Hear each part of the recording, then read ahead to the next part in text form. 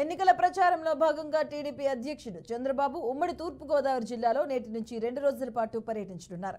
ఇవాళ కొత్తపేట, రామచంద్రాపురం, రేపు కొవ్వూరు, గోపాలపురం నియోజకవర్గాల పరిధిలో నిర్వహించే బహిరంగ సభల్లో పాల్గొంటారని పార్టీ వర్గాలు తెలిపాయి.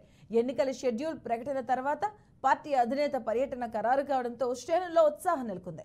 ఓవైపు కాకినాడ జిల్లాలో జనసేన అధినేత పవన్ కళ్యాణ్ పిఠాపురం కేంద్రంగా ఉంటూ శ్రేణులను సమన్వయం చేసుకుంటూ కార్యాచరణ రూపొందిస్తున్నారు. టీడీపీ బాస్ డాక్టర్ బిఆర్ అంబేద్కర్ కోనసీమ, తూర్పుగోదావరి జిల్లాలో పర్యటించిన నేపథ్యంలో కూటమి అభ్యర్థులతో పాటు 3 పార్టీల శ్రేణులు ఏర్పాట్లు చేస్తున్నాయి. కాగా రేపు కొవ్వూరు, గోపాలపురం, ఎల్లుండి నరసాపురం, పాలకొల్లు, ఈ నెల 6వ తేదీన పెదకూరపాడు, సత్తెనపల్లి, 7న పామర్రు, పెనమలూరులో ఆయన పర్యటిస్తారు. ప్రజాగలంలో భాగంగా ఇప్పటికే ఆయన 15 నియోజకవర్గాల్లో రోడ్ షోలు నిర్వహించారు.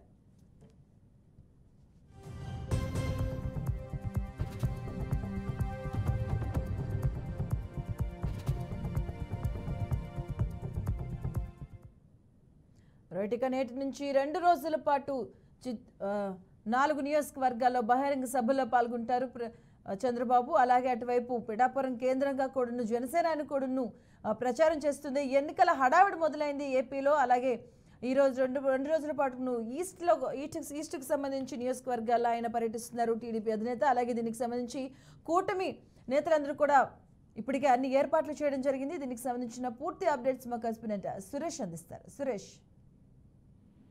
Thank you Madhu.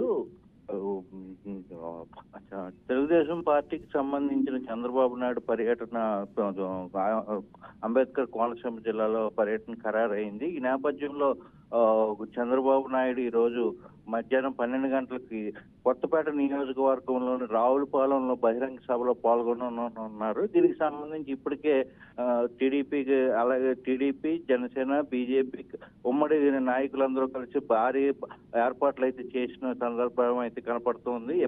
అలాగే కోనసీమలో ఇప్పుడే ప్రచారంలో సంబంధించి అలా కాకినాడ జిల్లాలో ఇప్పటికే పిఠాపురంలో జనసేన అధినేత పవన్ కళ్యాణ్ ఏమో ప్రచారంలో ముమ్మరంగా ఉన్నారు. ఈ నేపథ్యంలో ఇటు కోనసీమలోను అటు కాకినాడ జిల్లాలోనూ పాటుగా రేపటి కూడా తూర్పుగోదావరి జిల్లాలో కూడా చాలా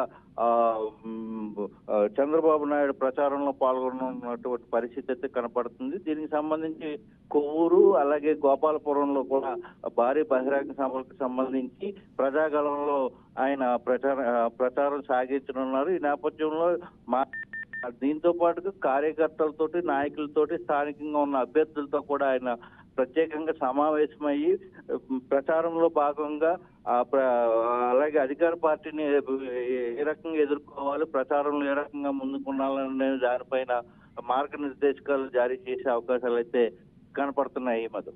రైట్, థ్యాంక్ యూ సురేష్.